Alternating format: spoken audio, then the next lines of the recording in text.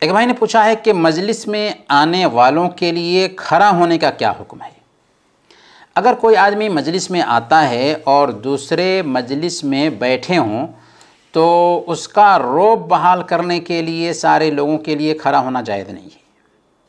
اسی طرح استاد اگر کلاس میں آتا ہے تو سارے اسٹوڈنٹس اس کے لیے کھڑے ہوں، یہ بھی صحیح نہیں ہے۔ اللہ کے نبی صلی اللہ علیہ وسلم نے ارشاد فرمایا، من احب ان يتمثل له الرجال قیاما فلیتبوأ مقعدہ من النار۔ جس آدمی کو یہ بات پسند ہو کہ لوگ اس کے لیے کھڑے ہوں تو اسے چاہیے کہ اپنا ٹھکانہ جہنم بنا لے۔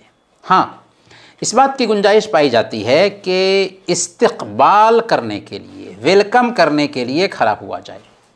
یعنی اگر کوئی آدمی کسی آنے والے کا ویلکم کرنے کے لیے، استقبال کرنے کے لیے اٹھ کر آگے بڑھتا ہے تاکہ اسے بیٹھائے تو اس میں کوئی حرج کی بات نہیں، ایسا کرنا جائز ہے۔